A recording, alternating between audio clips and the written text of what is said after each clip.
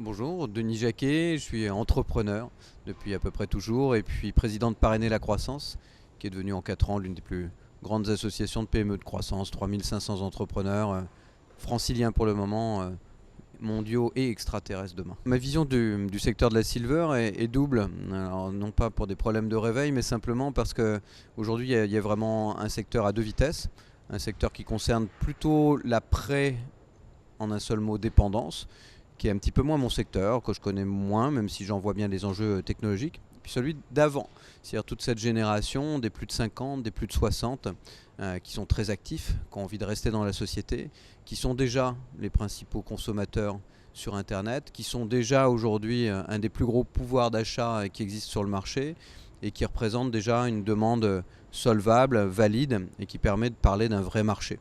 Donc en fait elle est double, avec un marché qui est souvent celui dont on parle le moins, qui est plutôt celui d'avant 75 ans et non pas celui d'après. La place de la silver economy, effectivement, n'est pas une révélation totale, c'est quelque chose qui existe depuis longtemps. Ça fait près de 30 ans qu'on gagne tous les mois, tous les trimestres, tous les ans, un petit peu d'espérance de vie, que les seniors occupent une place de plus en plus prépondérante sur le marché. Ce qui est plutôt inquiétant, c'est qu'en fait, sur le papier, il y a tout ce qu'il faut pour appeler ça un marché.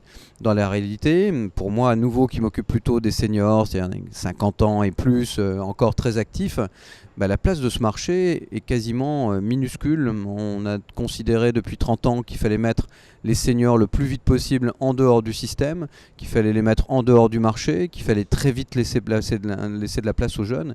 Et en fait, c'est une erreur terrible parce qu'on s'est aperçu très vite, mais pas encore assez vite, que dans tous les pays du monde qui avaient su prolonger la durée de vie des seniors, on avait su au contraire améliorer de façon extrêmement conséquente le taux d'emploi des jeunes. Donc en fait, la vraie place du senior sera là à partir du moment où on aura réalisé qu'en réalité l'intergénérationnel est un facteur de croissance énorme et non pas un facteur de blocage, le vieux contre le jeune, qui est juste un stéréotype totalement stupide.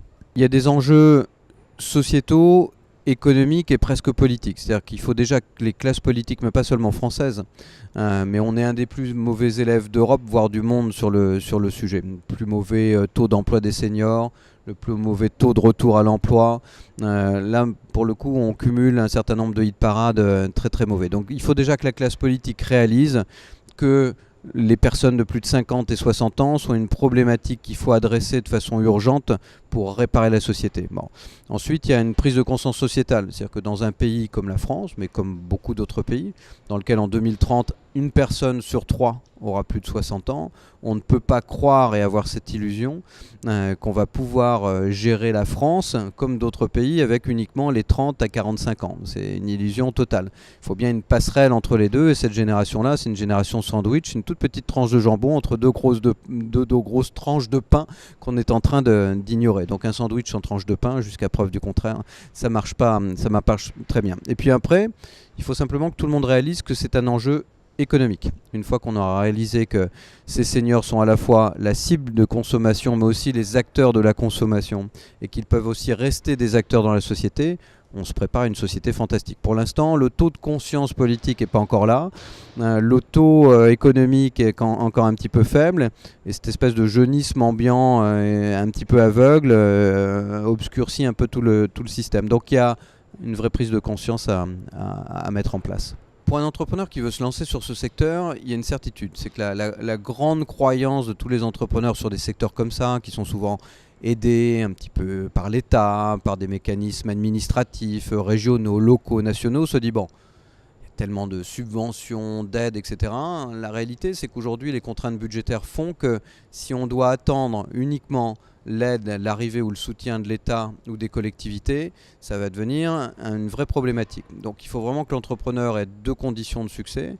La première, c'est d'avoir les moyens de sa patience, c'est-à-dire de lever beaucoup plus de fonds que ce qu'il attend en réalité, parce que le marché va être néanmoins, paradoxalement, assez long à être solvable de façon massive, donc il faut qu'il ait le temps de se planter, d'attendre, de patienter, de revoir son business model et surtout de se mettre sur une niche où il y a déjà un marché solvable de particuliers sans attendre, j'allais dire, une sorte de complément public de subventions ou de gestes divins qui viennent du haut. C'est pas du tout ce qu'on attend des contraintes budgétaires à venir pour les 5 prochaines années. Donc il faut qu'il soit patient, ça veut dire avoir beaucoup d'argent, ça veut dire aller vers une demande très solvable dès le début.